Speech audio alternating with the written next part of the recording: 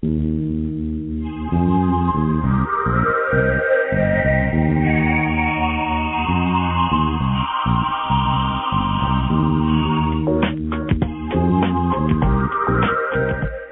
to Just Energy Radio with your host, naturopath and medical intuitive, Dr. Rita Louise.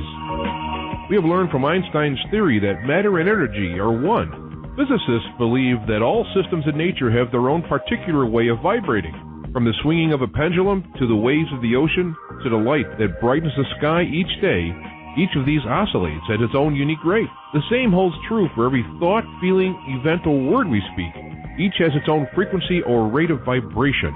What many of us don't realize is when we take everything in our universe down to its simplest form, it is all just energy.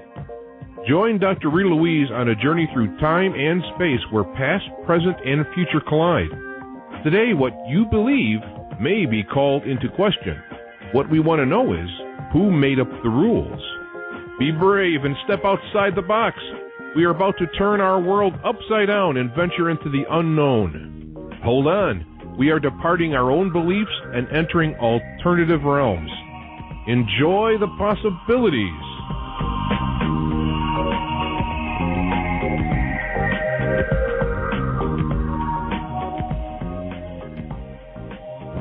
Hello and welcome to Just Energy Radio. I'm your host, Dr. Rita Louise, and thank you all for tuning into the show today.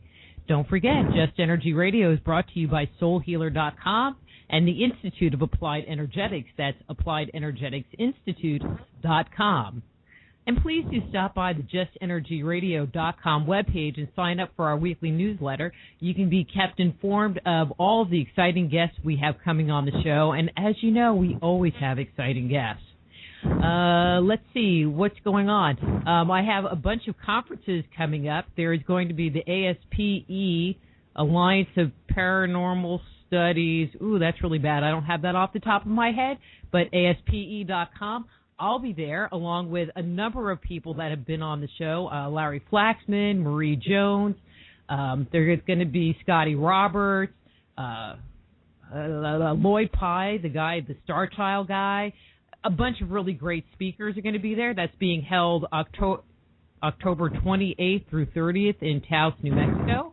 There's also the Austin Ghost Show, which is October 8th and 9th in Austin. And I'll be there, too. Isn't that exciting? Anyway, this week, we're going to be speaking with Edmund Marriage about the Shining Ones. And I bet you're all going, the Shining Ones what? But that's the mystery, and that's what we're going to find out all about.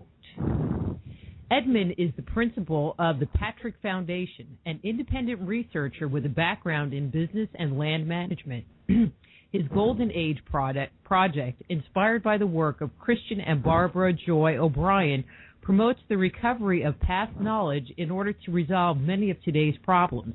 He believes that reestablishing high standards of training and knowledge for all important roles forms a priority in establishing good government and successful social organization and cohesion.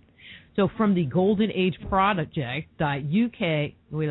goldenageproject.org.uk, please welcome to Just Energy Radio, Edmund Marriage. Hi, Edmund. How are you?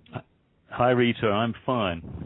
Thank you so much for agreeing to come on the show. I'm very excited to have a conversation about the Shining Ones. I have to make it sound mysterious. I don't know.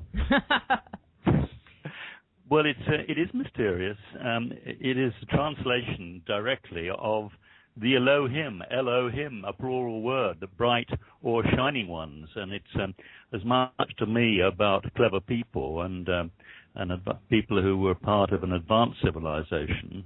And that's really what we're looking at. There were other names, too. They were called the Ancient Masters, and they were called the Annunaki, and well documented in the archaeology and the history of Sumer.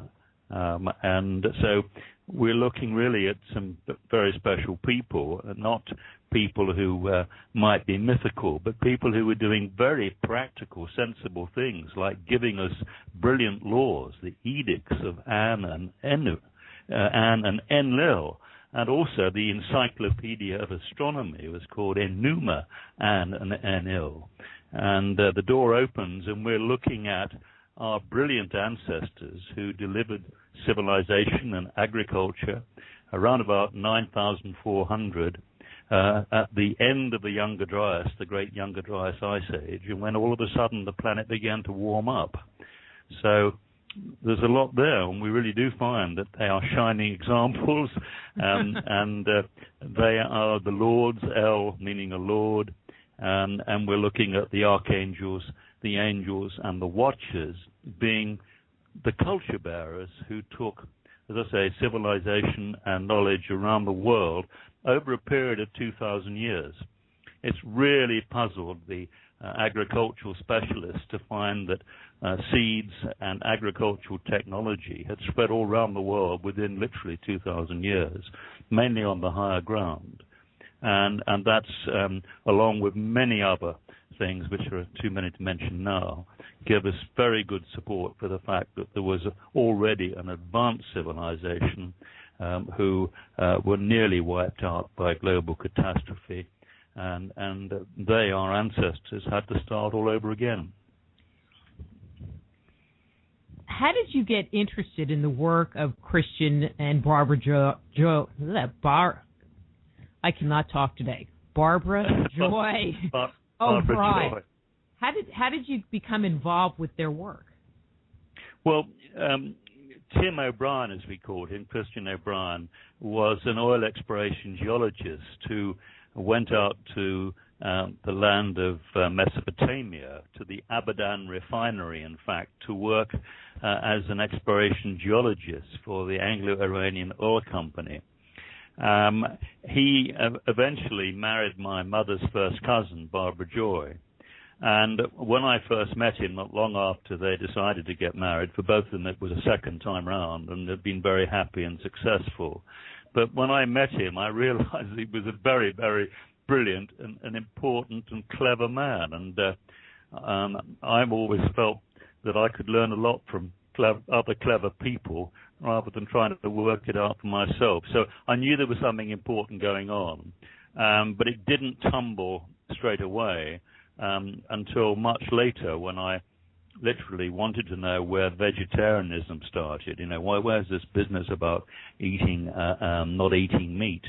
And I put a phone call through to him and said, "Have you finished the big book yet, which is The Shining Ones? And what can you tell me about vegetarianism?" And he said, "Well, I've published the book. I've just finished it this month, and I'll send you the proof."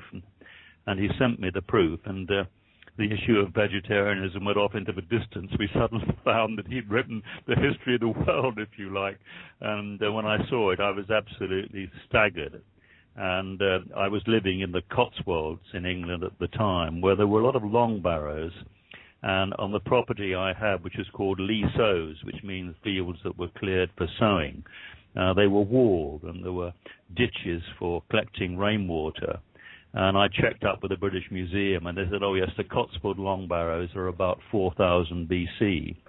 And being a farmer or farming background, I suddenly realized, crikey, these people weren't just eating meat, they were growing all the crops we grow today. The whole farming package was in place. That really got me moving on the whole business of the history of agriculture, and going and seeing Christian and Barbara Joy O'Brien and realizing that they'd done their work, that had a very poor reception from the academics. And he was very disappointed that the academics didn't even have the courtesy to reply to letters and very important issues and points. I found much the same thing, and I've learned a lot about scientists and archaeologists, and realize you need a tremendous number of professional skills, if you look, or skills, multidisciplinary skills, and a tremendous degree of common sense to be able to work these things out. And that's what he did. He had an incredible life. He was responsible for rewriting the geology books of the Rocky Mountains, helping BP discover oil in the Rocky Mountains. His team discovered oil in Libya. He then became head of the oil operating companies in Iran after the Mossadegh nationalization. Here is a man who was at the top of his profession, received a CBE for his services to the oil industry, took his early retirement and said, I'm going to sort out the world's history. And in my opinion, that's what he did. How long ago was it that he published this book? You know, how long was the research, and then when did he actually submit or publish The Shining One? He retired in 1971 and moved to Thaxted in Essex, and he'd always been interested in history. When he was in his first trip in the deserts of what are now the area of Persia near Susa, he was with a French oil exploration geologist called Beaulieu, and they'd found a mound, or Beaulieu had found the mound, and they camped on it for the night and went to the top as the sun was setting, and they could see all the field systems for literally miles and miles, right up to the Zagros Mountains, and suddenly realized that in that sort of desert dry area there had once been a massive farming area and rectangular-shaped fields, great sophistication. And then they were sitting on top of the Dur Untush ziggurat with some cuneiform lying around. And you can imagine a young man who'd just come out from England, from Cambridge University, getting very excited about this, and that stuck with him. And he then picked up the pieces as he went along and decided that when he retired, he'd really get stuck in to work out what was happening. His first task was, when he got home, was to suddenly realize there was a line of standing stones, markers and mounds between what we call Hatfield Forest and Wandlebury, which is near Cambridge. And being a surveyor in the army during the war, during his service during the war, he accurately surveyed this line of stones and markers and found out that it was the markers were precisely 1 megalithic mile apart over 26 megalithic miles, and that it was slightly curved, and curved according to what we call the meridian, because the Earth is round, and any survey line on the Earth's surface has to be curved to be parallel to the meridian. And it was later called a loxodrome. And the whole basis of early astronomy was on loxodromes, so that you could do all the calculations of distance and time in particular when observing stars and anything else you were looking at.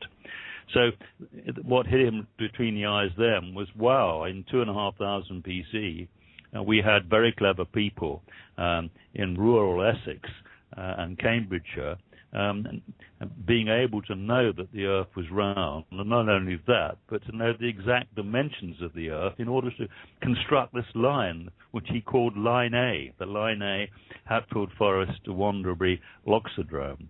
And that was a trigger for him to say, wow, this is important, and I've got to keep looking around for other examples of this. He found an amazing observational astronomy complex on Bodmin Moor, where I went literally a month ago to have a look. There still remains of these giant cairns. And then he realized that he had to go back to where all our ancestors came from. Most of our ancestors came from the land of Canaan, and later called Phoenicia, in the eastern Mediterranean. And he was able to add a lot of additional work to show that our history books really did tell us a story which made sense about advanced people restarting civilization, and later, of course, deified as gods. In the very beginning, you mentioned the Elohim. Doesn't that come out of the Bible? Isn't that a biblical term? It's a Hebrew term. There's always been a bit of conjecture about it, because in the St. James's Bible, which is the great reference, if you like, on the English Bible, there is a footnote which makes out the point that, oh yes, we know that Elohim is a plural word, but it's plural because it sort of magnifies God's majesty. It wasn't a very good explanation. And, of course, since the Hebrew Bible was put together, and remember, it was put together in English. Before that, it was Greek. Before that, Ptolemy Philadelphus, being encouraged by his wife in Alexandria, one of Alexander the Great's generals, said, when you've got to write down all the records of the Hebrew elders. And so they had 72 of the Hebrew elders in different rooms in Alexandria with the scribes to record all the records. And what he found, Ptolemy Philadelphus and his scribes, that the Hebrew elders had remembered the whole of the Bible word for word, all the key parts of the Bible word for word. And then we realized that Ezra had rewritten everything because he wanted to really provide a new religion, a new base for the after the exile in Babylonia. And over that process of converting the language from Hebrew, a modern Hebrew in reality, into Greek, Greek into English, an awful lot of problems arose in the translation. And there's a chapter in the book which is the alternative translation of the early chapters of Genesis. It's on the website for people to go and look at, goldenageproject.org.uk. And you only have to change a small number of words to be able to see that we weren't talking about God in heaven. We were talking about the bright ones or the shining ones or the people in the Hashemin, with the root in there of Shem, which means seed. And that translates far better into the planted highlands. So the clever people in the planted highlands as a substitute for God in heaven. And we've all got a story we can get really excited about and interested in and listen to about their laws and their high standards and supplement what we have already gathered about religion is that we should observe some basic rules and live to high standards. One of the things that I think is interesting about what you said was that they had, was it 17 biblical scholars that reiterated, I'm going to assume the Torah, and it was, they had it all word for word, but that just holds credence to other people, I'm not quite sure how to phrase this, that, that mythical history can be passed down orally, and even if it's, and it can be more than one paragraph that people can remember. So stories like the Rig Veda, the Mahabharata, and things like that, those are large bodies of work. But they say, oh, well, it's been changed. But if you can have 17 people all put out the 5 books of the Bible word for word, that just says it can be done. Well, the more we look back into history and realize just how clever our ancestors were, we find that so much valuable knowledge was passed from father to son, mother to daughter, and things had to be remembered. If you were a druid, you had to be able to remember everybody of 9 generations back. Your ancestors were quite important, and they put very high store on not ancestor worship, but respect for one's ancestors, for what our ancestors had to go through for the human race to survive and to get us where we are today, one might argue. And so in the Bible, it says that, or it uses the word Elohim to talk to God about God, quote, God, singular. And it sounds like what you're implying is that we're not necessarily talking about one God, quote, but we're talking about multiple gods. And you can explain what you mean by the term God. I'll throw that out there. Yeah, God is a word stuck on much later. And if you're looking at the leader of this group of wonderful people, we have somebody called An, and his wife is called Anat. So we have first of all, we have a man and woman sharing a key roles, very much equality for women and women playing key roles. And An, if you like, he was the senior man in this group. And so we have always had a monotheistic system. It's nonsense to say we didn't have a monotheistic system. We started with one key man who was leader, and his name was An. Abraham knew that. Abraham knew An was a single important supreme being. Constantine paid his respects to An.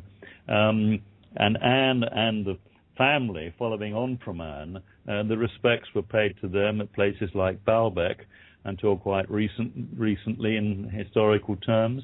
Hadrian built the Pantheon in honor of not just the pantheon of 9 gods who begat gods, but all the gods. The Assyrian kings did the same. I've even found that Augustine, who came to Canterbury in England and brought Catholicism, he is quoted as knowing that the ancient knowledge existed, and that there was very much more about our history, but it was adapted for use, if you like, by the Catholic Church. And there was a big battle between British Christianity, which was people like Pelagius, who said that free will is so important. And the battle was between the issue of free will, or the natural laws, which were required the free will of men and women, and somebody called Augustine of Hippo on North Africa, who insisted that we were all sinful. Certainly Eve was sinful. But if we went to church and we paid a little money to the church, we'd have our sins forgiven.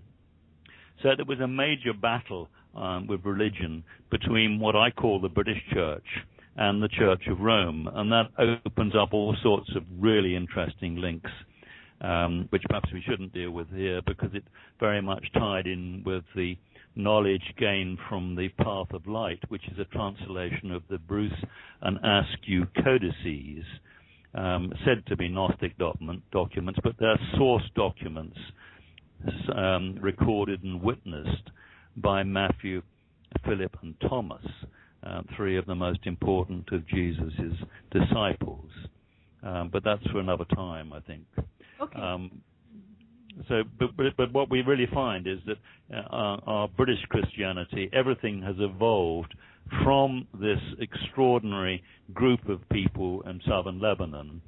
Even if you go to the synagogue on the Friday night at the end of the week, you turn around and face the back of the synagogue and pay your respects to the mother goddess, who is Ninkasag, who was the wife of Enil, who was the son of Anne. And even in St. Peter's Square, you have the symbol of the Shining Ones laid out in St. Peter's Square. You have the Temple of Mithras in the basement. And so much of this wonderful story, which we need to get out to people, is incorporated in all religions, Hindus, Buddhists, Catholicism, Islam, etc. And all those religious beliefs go back to one original benevolent source. And we bring people back to that benevolent original source, then we can all live together and not be divided by different religions, but be drawn together by the fact that we all go back to that same original group.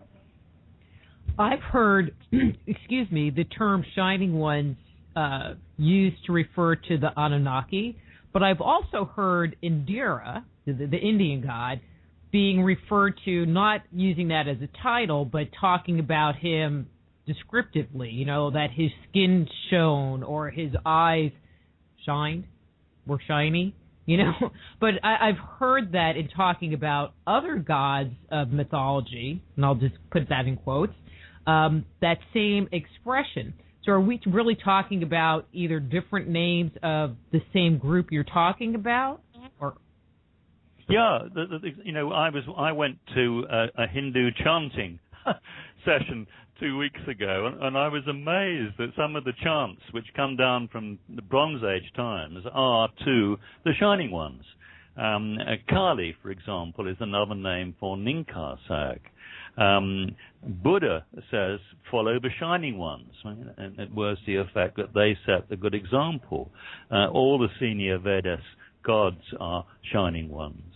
And then you look at work of people like Lieutenant Colonel L.A. Waddell, who was one of the world's greatest linguists in the 80s, 90s, and the 20s and 30s. And he was the man who identified the Indus Valley scripts, the Vedas, as being very similar, or much the same source as the Sumerian text, and also the British Eddas. So we have a situation where the British Eddas and the Vedas and the Sumerian text are all one and the same from that single source. And that's very, very important. And we see this desiccation or drying out of Mesopotamia from about 2700. And Sargon I, whose correct dates are around about 2700, 2800, going off down the Silk Road and into Tibet, into China, and into India at that date. And at the same time, the big migrations to Britain, the British Isles, and also worldwide to the Americas north and south. That's very important, I think.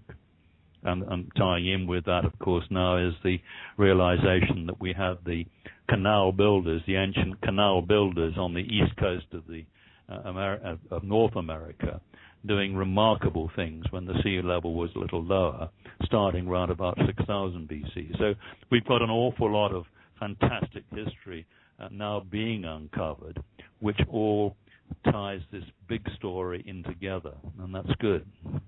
That is good. I'm just looking at the clock. We have about 3 minutes till we need to take a commercial break, and so I'm going to throw this question out. This could either be a short one or not. Not really sure. But where did or do the Anunnaki live? Or where did they come from? Might be a better question. Well, there's a marvelous book due out very soon, which is Atlantis, the Land in the West, by a Bosnian lawyer. It'll be on my website. He's been able to recover some really important archaeological information from the libraries of Germany, in particular Leipzig, and has building on what we do know is that the original information about Atlantis was well known to the Greeks. And we're talking about the Anunnaki during the Great Younger Dryas Ice Age, surviving the Younger Dryas in that location of the large island on the site of the Azores. So that's another key factor. O'Brien did all the geology on that. There's a chapter on that in The Shining Ones and lots on the website about that. But it's likely, I think, they came from somewhere else on this planet. But they were so advanced technically, it would have been possible for them possibly to have left this planet and come back. We really are talking about an advanced civilization that could have done all manner of interesting things. And in the proof of an advanced civilization, one of my lectures, which is on the Holistic Channel, the best place to look for it, you can see a great long catalogue of information about these people. And my view is they are probably were Earth-based and certainly not spacemen. I think it's quite wrong to think of them as extraterrestrials, but it's got to be an open question because we don't really know what happened over the last 100,000 years. It's like I have a new piece of technology. I'm like touching it going, is it going to work? It did. Edmund, I am so excited. Okay, we're going to take a quick break. I'm Dr. Rita Louise. We're here talking with Edmund Marriage. The website, again, is goldenageproject.org.uk, and we'll be back after these words from our sponsors.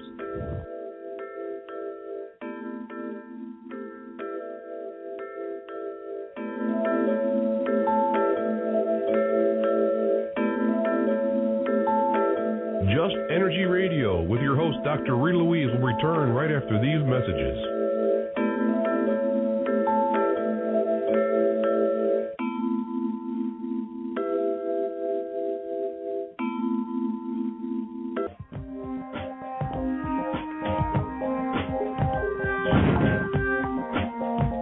Back to Just Energy Radio with Dr. Rita Louise.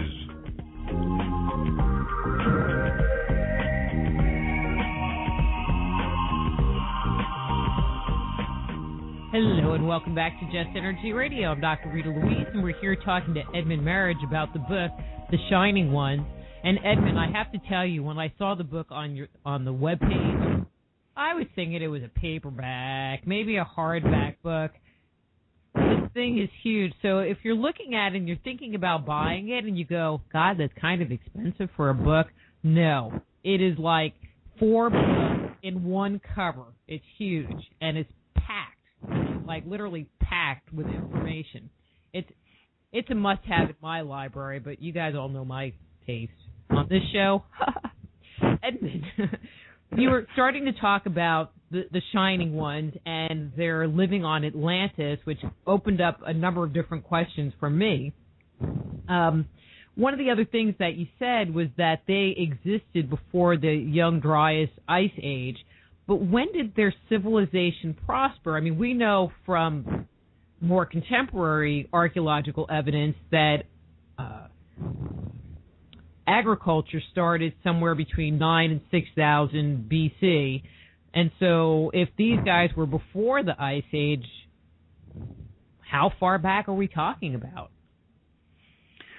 Well, it's important. The dates we have for the whole crop assemblage and the domestication of crops starts around about 9,400, which was when the planet begins to warm up, and when the Jordan and Bekaa Rift valleys were suitable locations.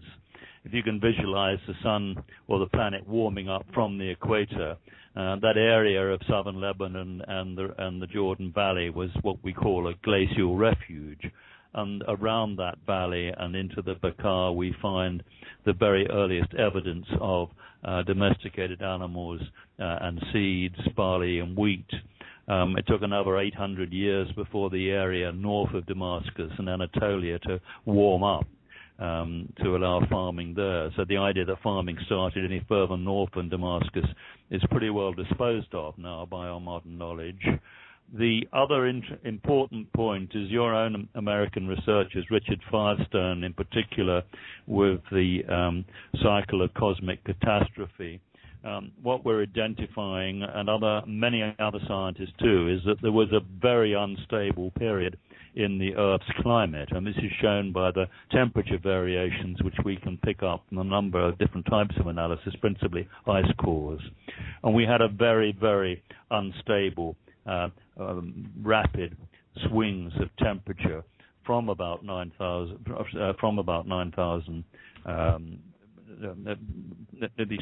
to the Younger Dryas period.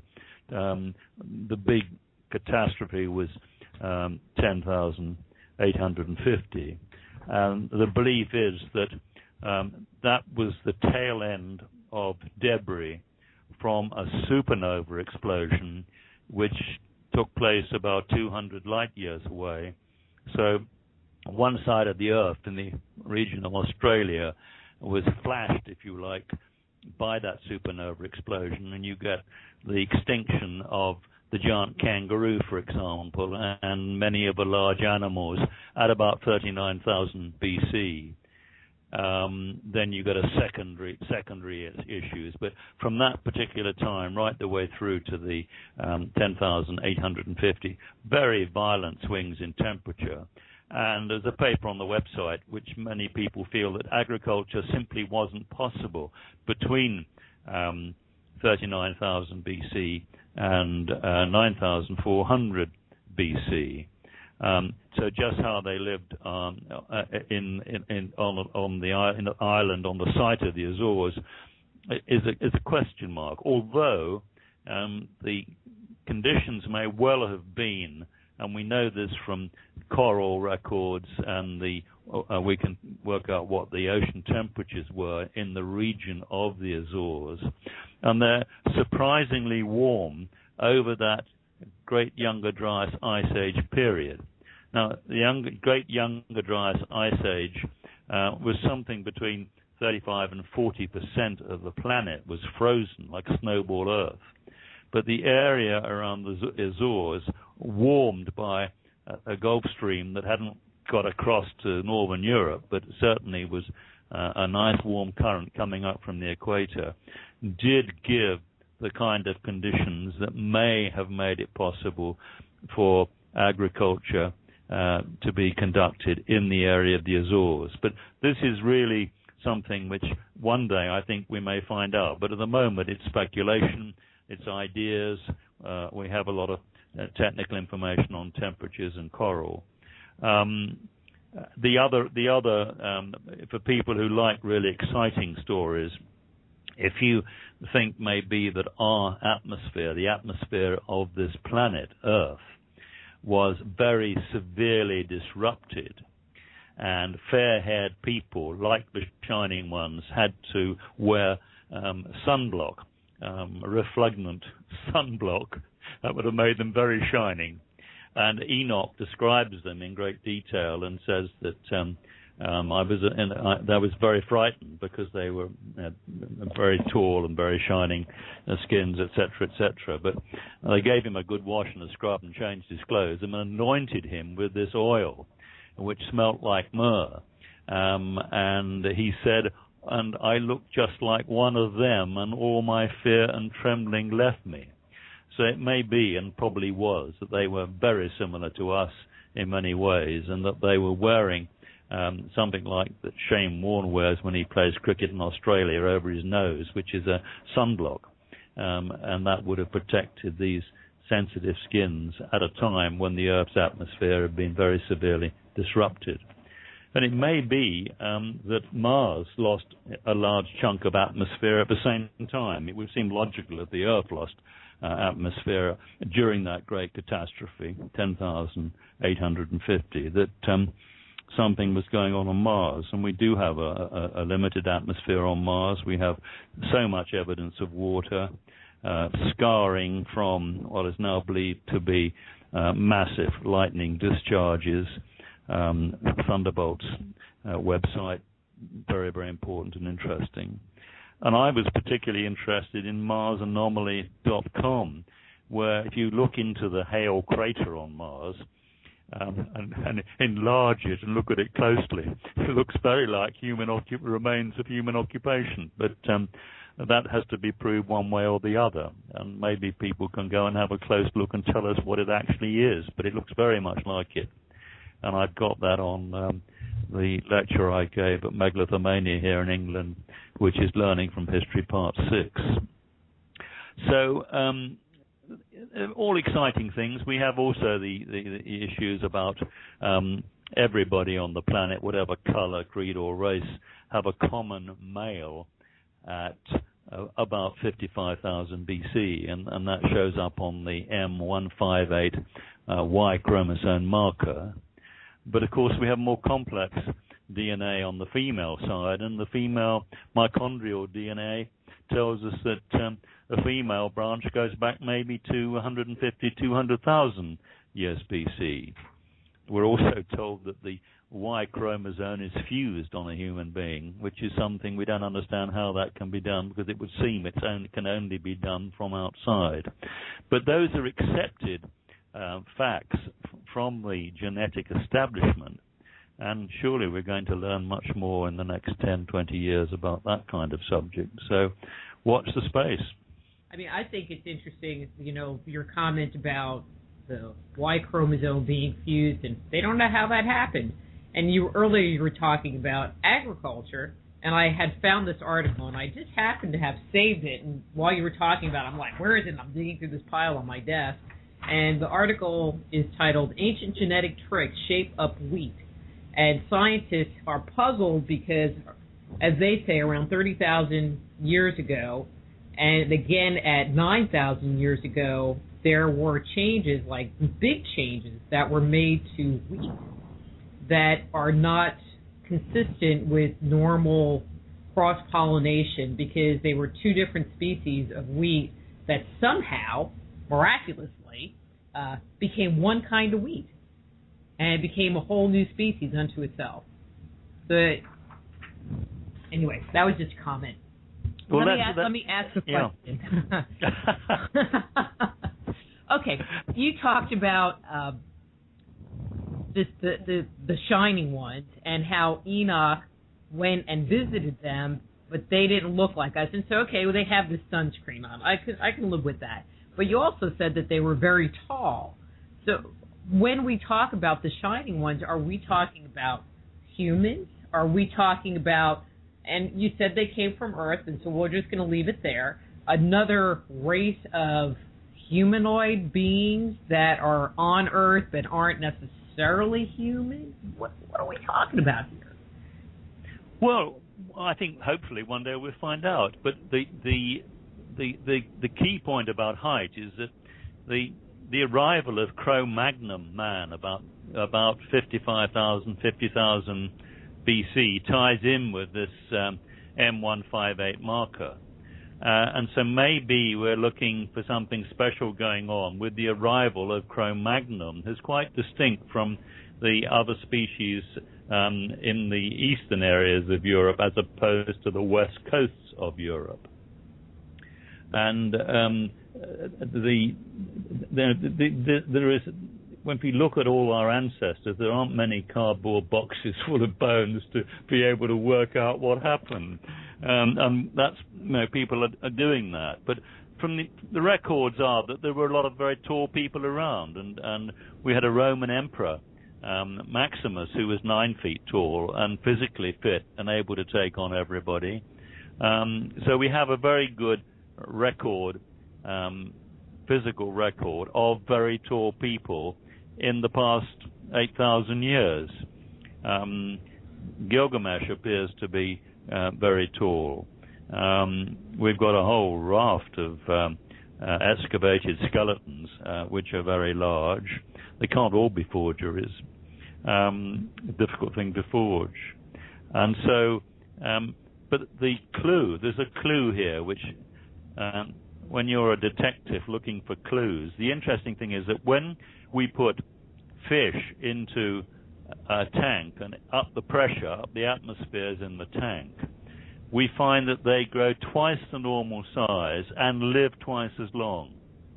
And so if our Earth's atmosphere was very much denser prior to 10,850, it may well be that we see a lot of much larger species. So checking the record, yes, we do. We see mammoths, we find slopes, we find a whole saber-toothed tigers, we find a whole range of species, giant camels, which all give us the clues that with a denser atmosphere, then we certainly had much larger species on this planet within relatively recent times. That's the last 50,000 years. So they're all clues for people to look at and work on. Well, that's kind of an interesting corollary, putting us in with like the woolly mammoth and the giant tree sloth and those other giant animals that roam the earth. and maybe a few giant humans. That's right. One of the things in the ancient texts that you hear, and you kind of answered this, but I'm going to answer it anyway, is that they talk about, especially in the Sumerian text, is that they, quote-unquote, descended. But if they were living on Atlantis or on an island, in the Atlantic Ocean, I'm missing a connection here. Why would they descend and live on an island, or is there a piece that I'm missing of what they descended from? Well, there's two ways of looking at that, and that is that the word descended has been mistranslated, or alternatively, they did have some kind of flying machine and did land. You've got those two options to look at. O'Brien picks up many, many examples of flying machines in the Bible. We talk about unidentified flying objects, but the Bible's full of identified flying objects. And if we've got an advanced civilization that could genetically create our domesticated crops and our domesticated animals, and it wouldn't have been very difficult for them to produce vehicles which flew. And of course they are recorded. The Ruah is very well recorded in the Bible. And we have to keep open minds on that. And I think maybe the Vedic texts, we find some of those stories from much earlier times coming down, and obviously confusion too with cometary debris and things happening in space. So you just need to be able to look at everything in perspective and keep an open mind and see what you can pin down to the evidence that is available. Earlier you talked about Enoch interacting with the Shining Ones, the Elohim. Did other people, was it a daily occurrence, I think, is my question, or was it just select people that were kind of pulled out of the population to have interactions with these shining ones? Well, the divine council was made up principally of the shining ones, and the divine council was very important. We have lots of records of that.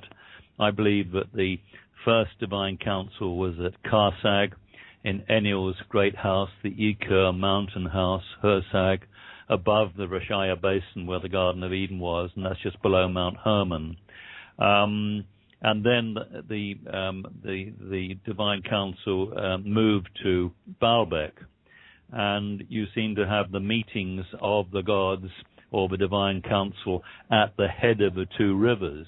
That's always assumed by many people to be the Tigris and Euphrates, but they haven't perhaps looked at the fact that the Baalbek watershed is the headwaters of the Litani and the Orontes. So if the head of the two rivers really should read the Litani and the Orontes, and that takes you right to the great spring at Baalbek, which I think makes far more sense. And also remember, too, we only really began to learn about the Sumerian civilization in the 1850s, and now we know that there were great cities like Uruk at Mari, in the land of Canaan, in the Jordan Valley, and we've got much earlier dates now, dates for Jericho at 9000 BC, and so we have a tremendous amount of solid archaeological evidence of great sophistication, all sorts of things happening, which can be checked against the dating of seed grains and crops, which is something that we're told they can date seed grains to plus or minus 8 years. That's pretty impressive. So, for this, Go ahead. I think that, it's, this is the whole point about it. I hope more and more people will begin to take this subject seriously, look at the Abraham work and prove or disprove it. I always say to people, or prove it or disprove it. And nobody's yet come along and disproved it. The only problem we have are people like the Wikipedia people who won't even bother to read the book, drag up the most obscure research, and trying to establish this knowledge and get valuable information onto the web so that other people can make their contributions. That's quite a difficult thing to do. And I'm very patient. I'm very happy. I hope I live for another 20 years, so I should keep bashing away for the next 20 years, hoping the establishment will pick up some of the points that I'm making to you. What I find interesting is that in Western civilization, and I'm going to say Judeo-Christian culture, you don't hear about this stuff. I mean, there are the Greeks and Romans. They were okay, but, they had all of those gods. But when you turn and start looking at the Sumerian stories that come out, or if you go and look at what comes out of India, I mean, they got ships flying all over the place and gods doing all kinds of things. And you wonder, well, where did these people get this stuff? And it just makes me, postulate, why haven't we been taught any of this stuff? Why does it take somebody like you to come out and say, hey, we got a problem here? But I'd like to mention a name, somebody called Martin Banal, who's a very eminent professor who I believe is at Princeton. And he wrote a book called Black Athena. Now, Black Athena demolished the idea of the establishment in thinking that Greece was where it all started. He very cleverly and effectively showed that the Greek letters, our alphabet, came from the north, which was in fact from the Druids, in my opinion. And he also identifies the land of Canaan and Egypt too as a possible origin. And so he was way ahead of his time. But because he challenged all the Greek scholars, he made himself incredibly unpopular. And here was somebody stretching the boundaries of knowledge, doing a fantastic work. There's a marvelous book, The Black Athena, and the establishment is so rigid. If they've been to college, been to university, done their lessons in archaeology, they all think they know it. They don't want to have an open mind and have to relearn everything that they've been told. And this is the problem. It's a difficult one. Actually, my husband was listening to a YouTube video, and my office is just in the next room, and so I was listening to parts of it, and it was a gentleman called Nassim Haramein, and he was talking about the pyramids, and actually he was really funny, talking about, how did they move this 100-ton stone on a barge through this little canal? I mean, he was just really funny, bringing light to just very common sense things. But one of his comments was, there is no way you're going to get a PhD in archaeology if you say, if you go against what they say, if you go against the commonly accepted dogma that's out there today. That's right. One of the good things is that on some of the sciences, where they would be very silly if they kept claiming the Earth was flat. So in astronomy and space, we seem to be rewriting the books every year. So at least some parts of the establishment and academia are being prepared to open their minds and add more information and do what our Druid friends or ancestors did, which was follow the secular pursuit of knowledge, the truth before the world. You talked about the Council of Seven. Who is in charge of this group, and what kind of roles did the members of this group have? What was the dynamics of that organization? Well, we have Anne, who is a senior member, and he seems to have delegated and been moving around to other places, which one of them was clearly Baalbek at one point with Hadad. So it was Anne and Hadad.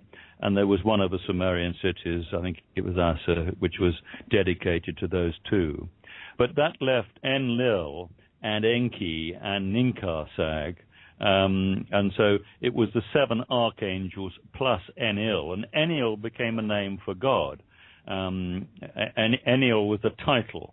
And where we get so wrong with what went on in those times was that the Enlil, as he's described in some of the texts, was the person who was the senior member of the Annunaki Council. He also ties in with El Shaddai and El Elyon. And Lawrence Gardner's dealt with this very well in The Origin of God. This is Lawrence's latest book, written before he died. I do recommend people look at that. That is a pretty cheap paperback to read, but it gives the most comprehensive analysis of the origin of God and bases his work on the O'Brien thesis, for which I was very grateful, and I did a certain amount of work and collaboration with Lawrence on that. So the names that he used were titles. Gabriel, with an E-L on the end, and Raguel, Uriel. These names were, in fact, titles. And we have a proliferation of names, of different names of the same people, and the use of titles. So it's quite a problem in sorting out the genealogy and sorting out who was who. We seem to have very good agreement that Inanna was the daughter of Enlil and Ninkarsag, and also that Enki had children too.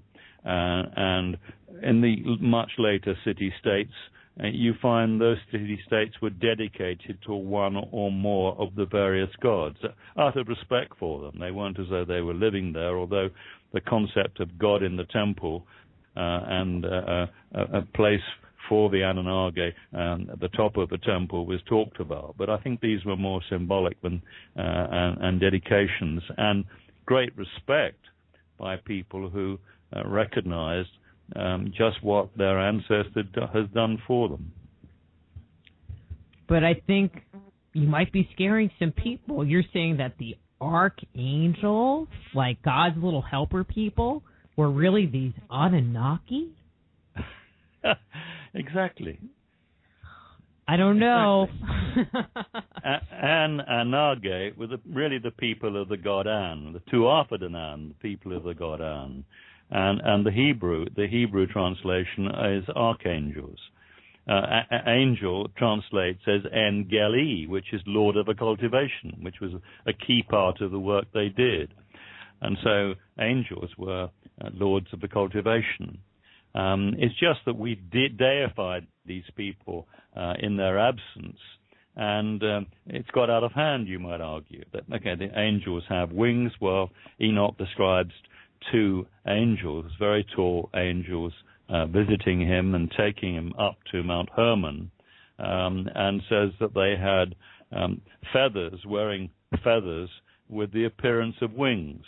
But in those days, and you still found it in about 1920, with the Maori princess wearing a wonderful feathered coat. So feathers were used by the aristocracy, if you like, or lucky enough people to somebody has put the labor in to make a wonderful garment from feathers. We have the feathered serpent. Well, that means he had a feathered coat, and he was a serpent because he was a wise person. The word serpent always meaning wise person. The idea they might have been snakes comes along very, very much later when they were denigrated. You have the story of all the gods eventually denigrated when people wanted to impose their own particular belief system on their subjects or whatever, much later on. Actually, why don't we cut here and take another break? And when we come back, I had a question about one of the translations that was in the book. Hopefully it's not too hard, and we'll be back. I'm Dr. Rita Louise. We're here talking to Edmund Marriage. The book is The Shining One, website goldenageproject.org.uk, and we'll be back after these words from our sponsors.